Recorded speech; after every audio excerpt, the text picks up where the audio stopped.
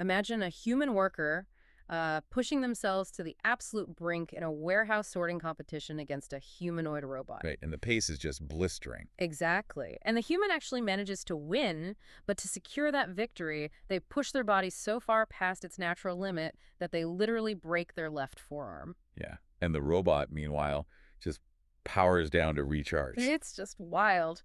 Welcome to Monday, May 18th, 2026. Today, we're taking you on a deep dive into an incredible source called the Singularity Audit, Geopolitics and Intelligence in 2026. It is such a fascinating document. It really is. The mission for you today is to map out something entirely unprecedented. We're watching an explosion of intelligence, both artificial and, as we'll get into later, potentially extraterrestrial. Which is a whole other level of crazy. Seriously. And this explosion is forcing a massive repricing of our economy, our physical infrastructure, and, honestly, what it actually means to be a human being. Right, because this audit is essentially an audit of the human operating system itself.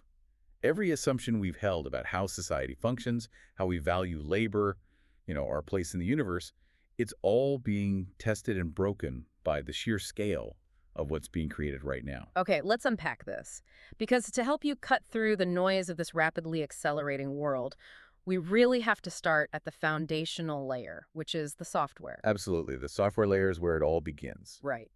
And right now, AI is simultaneously fixing its own fundamental flaws while completely shattering our traditional human systems by just flooding them with cheap intelligence. Yeah, the volume is staggering. It is. For instance, the audit highlights a report from Microsoft's Nando DeFurtis. He shows that it now takes just a single line of code to prevent an LLM agent from having delusions. Or what we used to call hallucinations. Right, exactly. But wait, how does a single line of code fix the hallucination problem? I always thought that was this massive structural issue with how language models generate text. Well, it was considered structural until we understood the mechanism of AI memory a little better.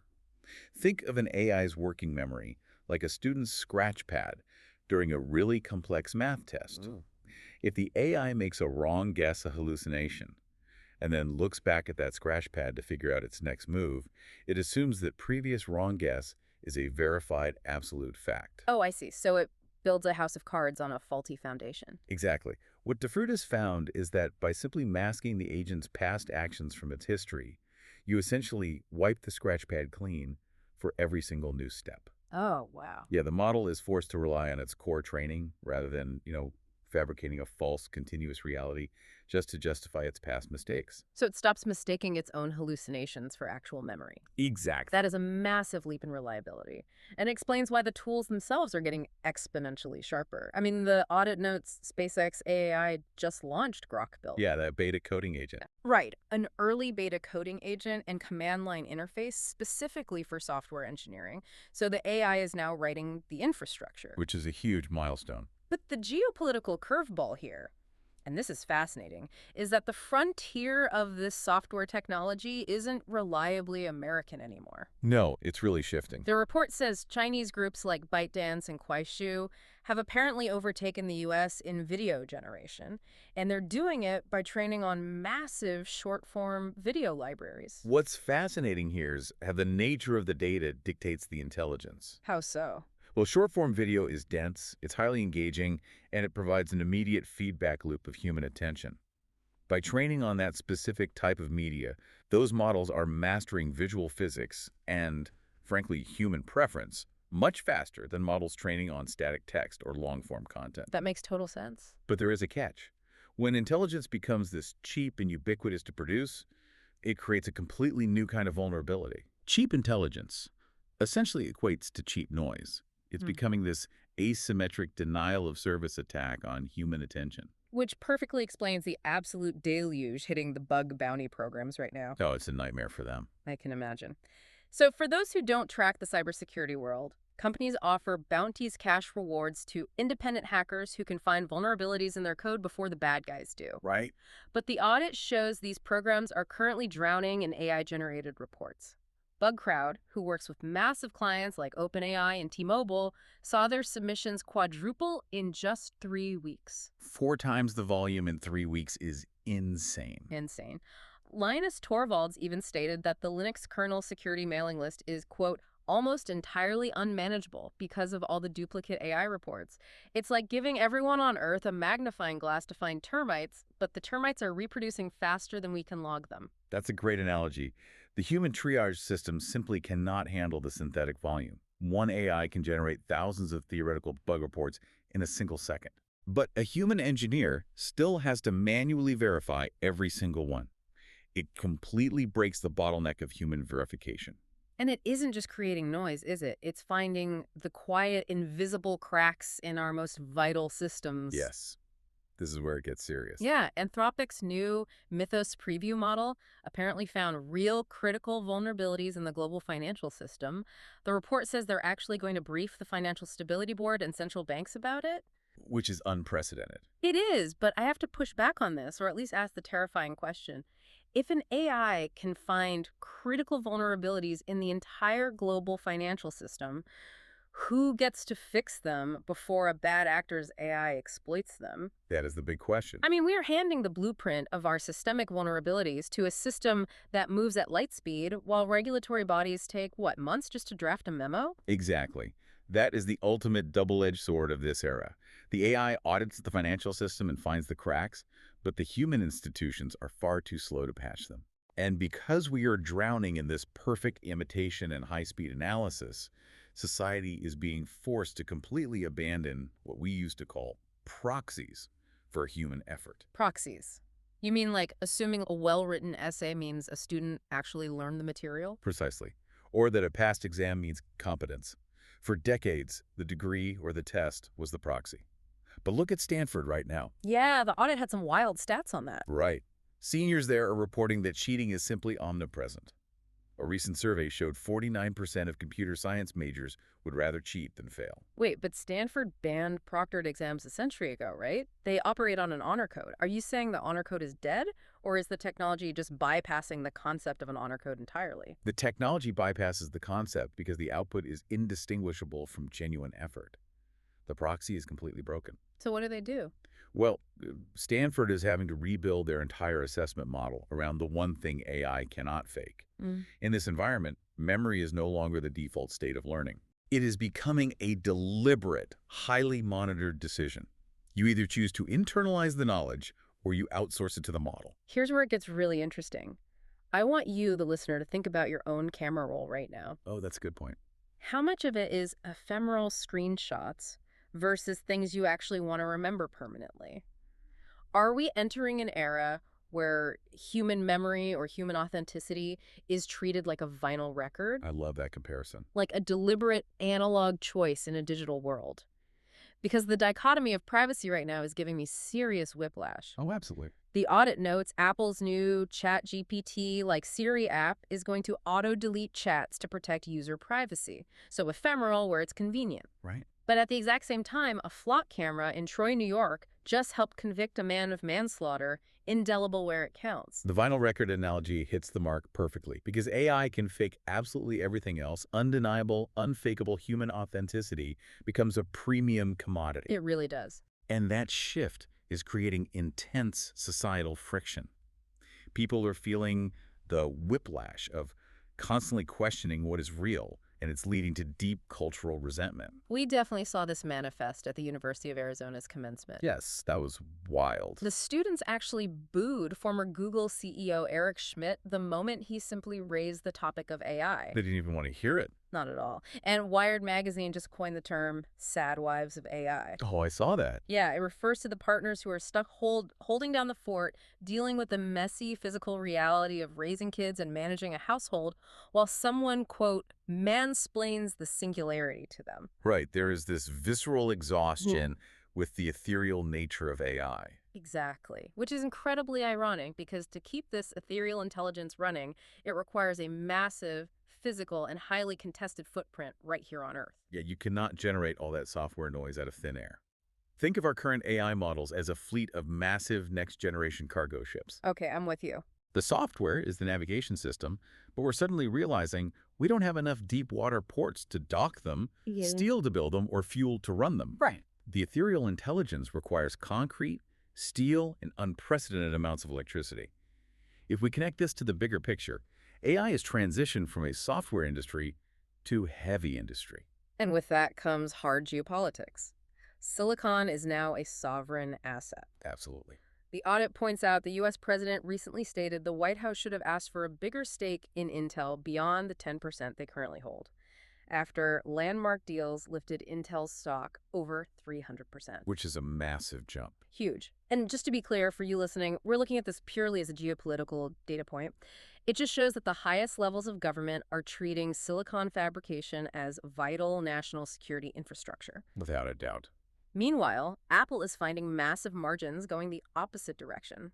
The report says they're building a booming budget device line using slightly flawed chips that their rivals discard. Yeah, the industry calls that binning. Binning. Right. When you manufacture silicon wafers, some chips have minor defects in certain cores. Instead of throwing them away, Apple is harvesting the functional parts of those binned chips for budget devices. Wow. It's the ultimate proof that when silicon is the ultimate prize, there's no such thing as a bad chip, only a cheaper one. So what does this all mean? We're building these ethereal superbrains that can audit the global financial system, but their Achilles heel is a literal physical cable sitting at the bottom of the ocean. Yeah, the vulnerability is so physical. It is. The audit notes that Iran, emboldened by its blockade of the Strait of Hormuz, is now looking to charge tech giants for the subsea cables that carry internet and financial traffic through their sphere of influence. And they're playing hardball. Very much so. State media is even hinting those cables could be cut if firms refuse to pay. Again, we are just reporting what's in the audit here, but it highlights the physical fragility of the cloud. Exactly. Powering and connecting all that silicon is the new global choke point. It requires a complete redefinition of what infrastructure actually is. Like with the power grid? Yes, look Yeah. at the energy sector.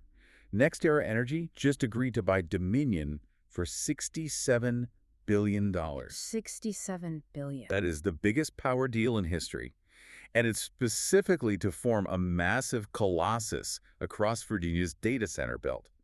They aren't building power plants for neighborhoods anymore. No, they're building them for data centers. Exactly. Even solar energy is shifting. Yeah. Tesla is dropping its highly aesthetic solar roof tiles. Oh, the ones that look like regular shingles. Right. Instead, they're pivoting to plain utilitarian solar panels built in Buffalo. Because solar is no longer about home decor or looking green. It is raw, heavy infrastructure required to feed the grid. And because these physical infrastructure costs are skyrocketing, the spoils of this new era are concentrating into the hands of a very, very few players. The consolidation is wild. It's staggering. Anthropic and OpenAI are now taking 89% of all annualized revenue across the 34 most mature AI startups. 89%. The money is funneling to the top at light speed. And the capital markets are looking at this concentration and basically pricing the future before it even arrives. Right.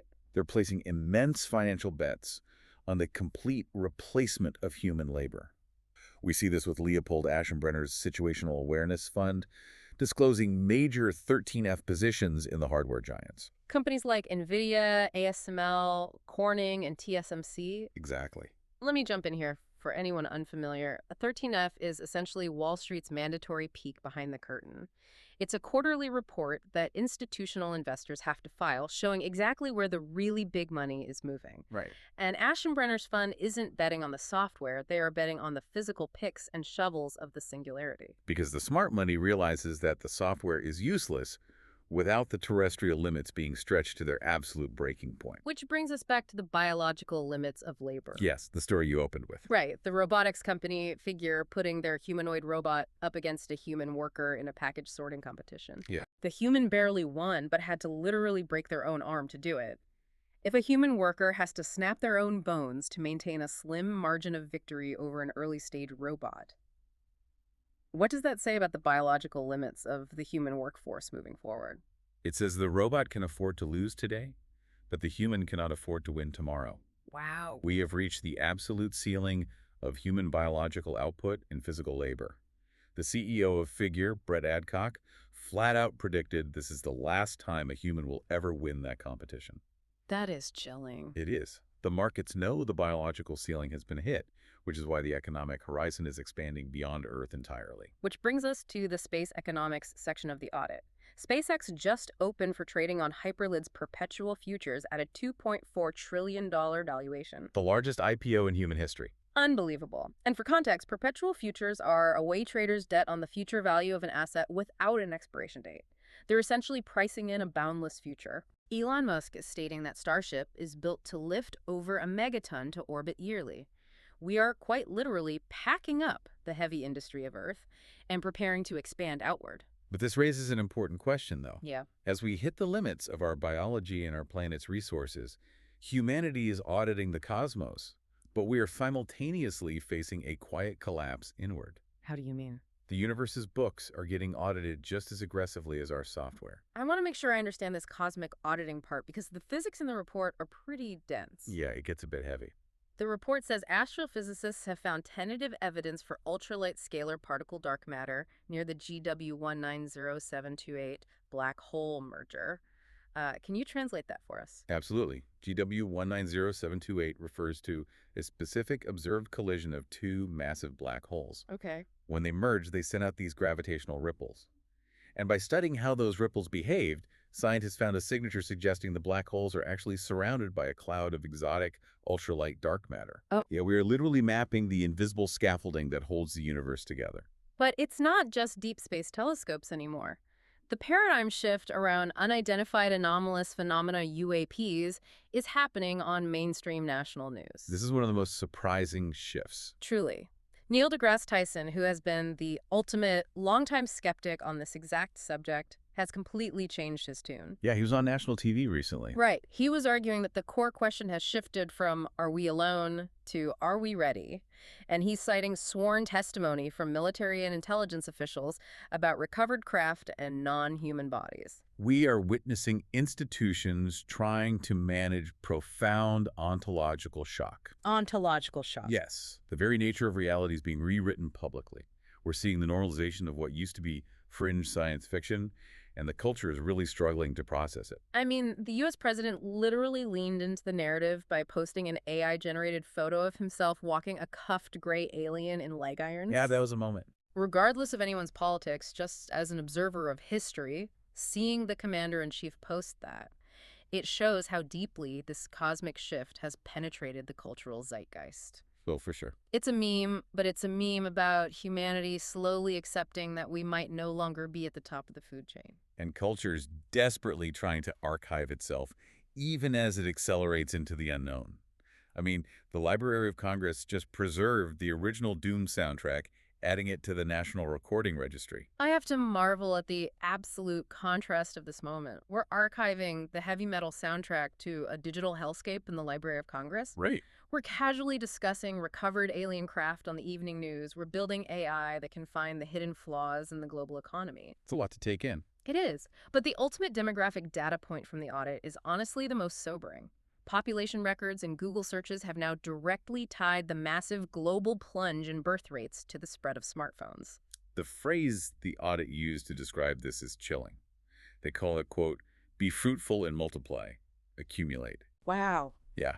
We've audited the universe from black hole dark matter to UAPs, just as our own demographic momentum stalls out entirely. And it stalled not because of war or famine. No, it stalled because of the very screens we created to connect us. It is the ultimate paradox. From a single line of code at Microsoft that stops an AI from hallucinating, to the physical subsea cables being threatened in the Middle East, Right. from the $67 billion power deals anchoring our grid, to a worker breaking his arm to beat a robot. We're reaching outward to the stars, literally valuing space at $2.4 trillion, while sitting quietly in the glow of our phones, stopping our own biological reproduction. And that leaves you with something vital to consider. What's that? We saw how a rudimentary device like an early smartphone was enough to capture human attention so completely that it crashed the human birth rate globally. Yeah.